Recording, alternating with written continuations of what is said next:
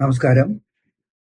എൻ്റെ യൂട്യൂബ് ചാനലായ വായനയുടെ ലോകത്തിലേക്ക് സ്വാഗതം. ഇന്ന് സാധാരണ രീതിയിൽ ചെയ്യുന്നതിൽ വ്യത്യസ്തമായി 3-4 പുസ്തകങ്ങളെ എൻ്റെ ശ്രോതാക്കൾക്ക് പരിചയപ്പെടുത്തുക എന്നുള്ളതാണ് എൻ്റെ ദൗത്യം. വായന എന്ന് പറഞ്ഞാൽ നമുക്കറിയാം, മഹാന്മാരെല്ലാം എല്ലാ നേതൃത്വ പാടവത്തിൽ എത്തിയിരിക്കുന്ന എല്ലാ മഹാന്മാരുടെയും ചരിത്രം പരിശോധിച്ചാൽ ഒരു കാര്യം വ്യക്തമാവും.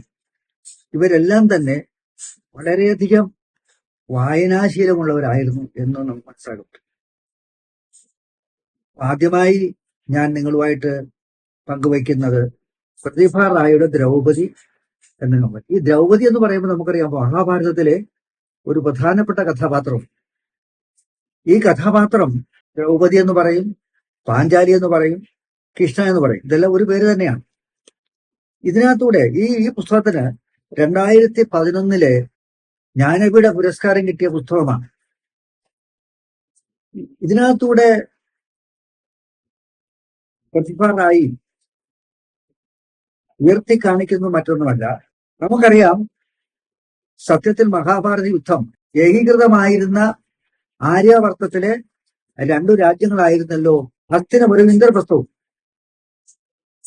ഇടുങ്ങിയ മനസ്സുകളുടെ നിസാര അഭിപ്രായ വ്യത്യാസങ്ങൾ കൊണ്ടാണ് മഹാഭാരത യുദ്ധം ഉണ്ടായത്. നമുക്കറിയാം, ഈ നോവൽ ആരംഭിക്കുന്നത് തന്നെ ദ്രൗപദി കൃഷ്ണൻ എഴുതുന്ന ഒരു നീണ്ട കത്ത് രൂപത്തിലാണ് ഈ നോവൽ പോകുന്നത്.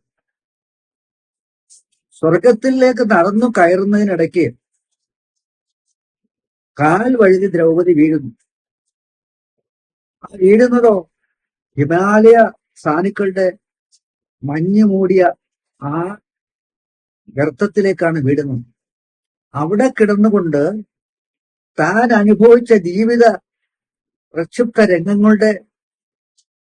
രംഗങ്ങൾ മനസ്സിലോർത്തുകൊണ്ട് ഹൃദയരക്തത്തിൽ ചാലിച്ചെഴുതിയ ഒരു കത്തായിട്ടാണ് ഇതിനെ വിവരിക്കുന്നത്, കൃഷ്ണനോട് പറയുന്നത്. പ്രശ്നം കൃഷ്ണൻ അറിയാം, ഭഗവാൻ അറിയാം ഞാൻ അനുഭവിച്ച വേദനകൾ, വസ്ത്രാക്ഷേപം. നമുക്കറിയാം, കൗരവസഭയിലേക്ക് ദുശാസനൻ വലിച്ചിഴിച്ചുകൊണ്ട് വന്ന ദ്രൗപദി. ആ സമയത്ത് എന്റെ വിഷമം മറ്റൊന്നുമല്ല ഭഗവാനെ, എന്റെ ബലവാന്മാരായ 5 ഭർത്താക്കന്മാര് നോക്കി നിന്നതേ ഉള്ളൂ. അതാണ് എന്റെ മനസ്സിനെ ഉലച്ച സംഭവങ്ങൾ. പക്ഷെ ആ സമയത്ത് അങ്ങ് എനിക്ക് വസ്ത്രം തന്നു, എന്നെ രക്ഷിച്ചു.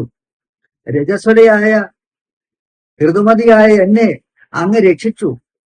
പക്ഷേ ആ സമയത്തിൽ ഭൃക്കന്മാരും ദ്രോണരും കൃപരും ദുര്യോധനും ശല്യരും എല്ലാം ഉള്ള, അതായത് ആചാര്യന്മാരെല്ലാം ഉള്ള ആ ഒരു വേദിയിൽ വെച്ച് എന്നെ അധിക്ഷേപിച്ചപ്പോ അങ്ങ് മാത്രം എന്നെ സഹായിച്ചു. എനിക്കത് ഓർമ്മയുണ്ട്. പക്ഷെ ഇക്കാര്യത്തിൽ നമ്മൾ ഒരു കാര്യം അറിയണം. മഹാഭാരതത്തില് ആ സമയത്ത് കൗരവപക്ഷത്തുള്ള വിതുരർ മാത്രമാണ് എഴുന്നേറ്റ് നിന്ന് പറഞ്ഞു, നിങ്ങൾ ഈ കാണിക്കുന്നത് ശരിയല്ല, ഇത് അനീതിയാണ് എന്ന് പറഞ്ഞു. മഹാഭാരതത്തില് നമുക്കറിയാം, വിതുരരുടെ സത്യസന്ധമായ ആ വ്യക്തിത്വം, ആ സത്വം, ആ ബുദ്ധിശക്തി, ഇത് ഇങ്ങനെയുള്ള ഒരു കഥാപാത്രം മഹാഭാരതത്തിലില്ല. മഹാഭാരതത്തിൽ അങ്ങനെ ഒരു കഥാപാത്രത്തെ നമുക്ക് കാണാൻ പറ്റില്ല. വിതുരർ ഇടുങ്ങിയ മനസ്സുകളുടെ നിസാരമായ അഭിപ്രായ വ്യത്യാസം കൊണ്ടാണല്ലോ ഈ യുദ്ധം ആരംഭിക്കുന്നത് തന്നെ. വേണമായിരുന്നെങ്കിൽ എനിക്ക് സീതാദേവിയെ പോലെ ഭൂമി മാതാവിന്റെ ഉള്ളിൽ അഭയം തേടാമായിരുന്നു. പക്ഷേ ഞാനത് ചെയ്തില്ല. കാരണം എന്റെ ജീവിത ഉദ്ദേശം അതായിരുന്നില്ല. മഹത്തായ ഒരു ജീവിതത്തിന് വേണ്ടി ഏതൊരാളും സ്വാർത്ഥം ധരിക്കണം. അതുകൊണ്ടാണ് ഞാൻ അങ്ങനെയൊന്നും ചെയ്തായിരുന്നത്. പക്ഷേ അങ്ങൊന്നും മനസ്സിലാക്കണം, എന്റെ ഈ സങ്കടങ്ങളിലെല്ലാം അന്നും ഇന്നും എന്നോടൊപ്പം നിൽക്കുന്നത് ഭഗവാൻ അങ്ങ് മാത്രമായിരുന്നു. മഹാഭാരതം എന്ന് പറയുമ്പോൾ നമുക്കറിയാം, മഹത്വത്താൽ ഭാരവത്വത്താൽ മഹാഭാരതം എന്ന പേർ. മഹാഭാരതത്തിന് ജയം എന്നൊരു പേരുണ്ട്, നമുക്കറിയാം. ഈ മഹാഭാരതത്തിന്റെ 1,00,000 ശ്ലോകങ്ങളുള്ള ഈ മഹാഭാരതം, വ്യാസ വിരചിതമായ 1,00,000 ശ്ലോകങ്ങളുള്ള മഹാഭാരതം ഒരു വലിയ ചരിത്രം തന്നെയാണ്, ഒരു ഒരു ഒരു ഇതിഹാസമാണ്. ഈ ഇതിഹാസത്തിലൂടെ നമുക്ക് മനസ്സിലാക്കാൻ സാധിക്കുന്നത് ഒരു കാര്യം വ്യക്തം, അതിലെ കഥാപാത്രങ്ങൾ ഇന്നും ജീവിച്ചിരിക്കുന്ന നമ്മുടെ ഈ കാലഘട്ടത്തിലെ മനുഷ്യരുമായിട്ട് സാമ്യമുണ്ട്. ദുര്യോധനാദികളെ നമുക്ക് കാണാം, ദുര്യോധന നമുക്ക് കാണാം സമൂഹത്തിൽ, അർജുനെ കാണാം, കർണനെ കാണാം, ശകുനിയെ കാണാം, അല്ലേ? മഹാഭാരതത്തിൽ മാത്രം അങ്ങനെ ശകുനി അവ വർത്തമാന കാലത്തിലും ഈ കാലിക പ്രസക്തിയുള്ള കഥാപാത്രങ്ങളിലൂടെ വ്യാസൻ വരച്ചു കാട്ടുന്നത് അതാണ്.